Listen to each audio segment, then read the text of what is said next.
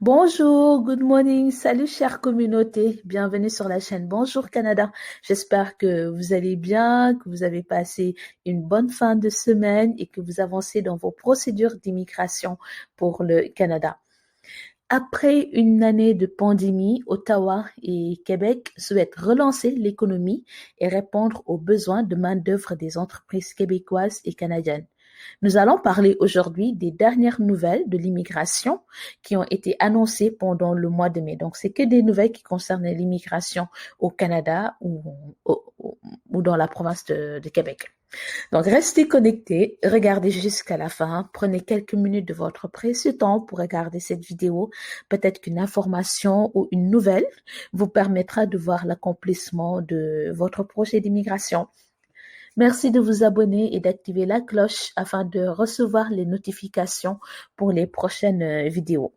Si vous appréciez mes vidéos, merci de mettre un j'aime, un like. Ceci va aider l'algorithme de YouTube à recommander mes vidéos. Merci pour le soutien. Donc, allons-y. Le mois de mai a été rempli d'annonces, de mesures permettant d'attirer et de retenir plus de travailleurs et d'étudiants étrangers. Le gouvernement du Canada souhaite attirer le maximum de personnes qui sont capables de répondre aux besoins de main-d'œuvre des entreprises. Nous allons voir les nouvelles qui ont été annoncées pendant ce mois de mai. La première nouvelle, j'aime vraiment, si ça me plaît vraiment, ça concerne le Québec qui va réduire les exigences de français pour l'immigration de certains travailleurs. Donc, le Québec baissera les exigences de connaissances en français lors du processus d'immigration. En contrepartie, le Québec offrira des cours en français à ces personnes. Je m'explique. Si vous faites les procédures d'immigration pour le Québec, on va vous demander le niveau de langue. Vous faites des tests de compréhension écrite orale, expression écrite orale en français pour qu'on regarde votre niveau en français. Et le minimum que vous devez obtenir, c'est le niveau 7. Maintenant, dans cette nouvelle, ils disent que ils vont baisser ça. Au lieu que ce soit le niveau 7, je suppose, ils vont prendre par exemple un niveau 5, un niveau qui est inférieur à 7 ou un niveau 4. Et en contrepartie, une fois que vous arrivez au Québec, le gouvernement va vous offrir des cours en français pour améliorer vos compétences linguistiques dans cette langue. Donc, je trouve que c'est une très bonne idée parce qu'il y avait plusieurs qui disaient que le niveau 7 était très élevé, ils n'arrivaient pas à avoir le niveau 7. Mais du moment que maintenant, ils vont être moins exigeants, ils vont baisser. Au lieu que ce soit le niveau 7, ça peut être le niveau 6, le niveau 5 ou le niveau 4. Et par contre, une fois que vous arrivez au Canada, le Québec vous offrira des cours en français pour que vous puissiez vous améliorer. Deuxième nouvelle, le gouvernement du Canada aidera les travailleurs étrangers du Québec. Je devrais dire, c'est la meilleure, oui. La première, c'était pas la meilleure. C'est celle-ci la meilleure pour moi, oui.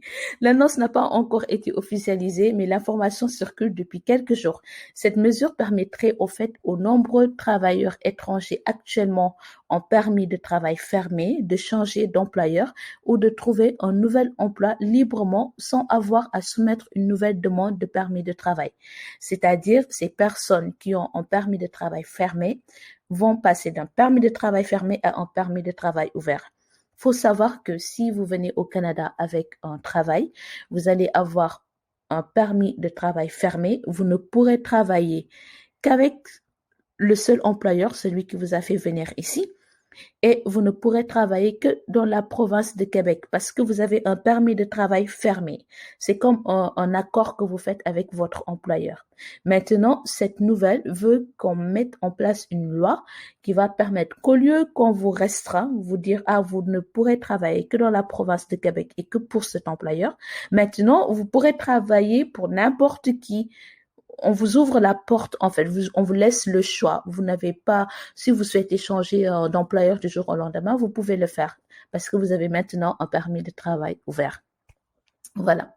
Donc, troisième nouvelle, un investissement de près de 300 000 $ pour soutenir le recrutement en technologie de l'information. Le ministre du Travail, de l'Emploi et de la Solidarité sociale annonce une aide financière de 298 611 $ pour faciliter le recrutement des personnes à la recherche d'un emploi, des personnes issues de l'immigration, des femmes ou des jeunes diplômés possédant une formation de base dans le secteur des technologies de l'information. Ensuite, nous avons cette nouvelle qui concerne la résidence permanente pour plus de 90 000 travailleurs temporaires essentiels et diplômés étrangers. J'ai déjà fait une vidéo sur cette annonce, donc le lien se trouve en haut à droite de votre écran. Depuis le 6 mai 2021, les étudiants étrangers et les travailleurs temporaires au Canada peuvent déposer leur demande de résidence permanente dans le cadre de la nouvelle voie d'accès facilité. Ceci concerne les travailleurs essentiels et les travailleurs qui sont dans le secteur de la santé ainsi que les diplômés étrangers au Canada. Les candidats ont jusqu'au 5 novembre pour déposer leur candidature.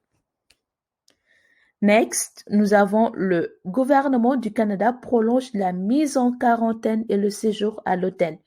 Donc, le gouvernement a en effet prolongé la nécessité de présenter un plan de quarantaine adéquat, de réserver un séjour dans l'un des hôtels désignés, c'est le gouvernement qui désigne l'hôtel, et de s'isoler pendant 14 jours. Cela sera effectif au minimum jusqu'au 21 juin à 23h59. Les vols commerciaux et privés directs provenant de l'Inde et du Pakistan sont restreints jusqu'au 21 juin et l'utilisation de l'application ArriveCan reste aussi obligatoire. Dernière nouvelle, nous avons le projet de loi sur la langue officielle et commune du Québec, le français. Ce projet de loi sur la langue officielle et commune du français intervient pour modifier la loi 101 ou Charte de la langue française adoptée en 1977. À travers cette réforme, le gouvernement souhaite par exemple que le français soit la seule langue utilisée par les services de l'État, alors que jusqu'à maintenant, chacun pouvait demander à être servi soit en français ou en anglais. C'est comme ça que ça se passe actuellement. Par exemple, lorsque vous appelez dans le service clientèle, ils peuvent vous dire « Ah, vous souhaitez parler en français ou bien vous souhaitez parler en anglais ?» Maintenant, il veut mettre une loi qui va permettre, vous allez parler que français. C'est pour donner de la force à cette langue qui est en train de mourir petit à petit. Quant à l'immigration, le service Francisation Québec sera créé pour devenir le point d'accès unique à l'apprentissage du français des personnes immigrantes. Donc, ils sont en train de faire tout pour que le français ne soit pas abandonné au Québec, vu que dans les autres provinces, très peu de Canadiens parlent cette langue. Donc, voilà l'information que je voulais partager avec vous, les nouvelles que je voulais partager avec vous. C'est des nouvelles qui sont très, très, très intéressantes pour l'immigration. Le Québec réduit les exigences de français pour l'immigration de certains travailleurs. Au lieu de niveau 7, ils vont demander un niveau inférieur. Le gouvernement du Canada aidera les travailleurs étrangers du Québec. Un investissement de près de 300 000 $ pour soutenir le recrutement en technologie de l'information. Nouvelle voie vers la résidence permanente pour plus de 90 000 travailleurs temporaires essentiels et diplômés étrangers. Le gouvernement du Canada prolonge la mise en quarantaine et le séjour à l'hôtel. Et enfin, le projet de loi sur la langue officielle et commune du Québec, le français. Merci d'avoir regardé cette vidéo. Je vous souhaite une très bonne semaine. Accrochez-vous, allez-y à fond, que ce soit pour vos études, pour le travail, pour le projet d'immigration. Faites ce que vous pouvez et je sais que ça va porter du fruit par la grâce de Dieu. Merci d'avoir regardé cette vidéo. À très bientôt sur la chaîne Bonjour Canada. Bye.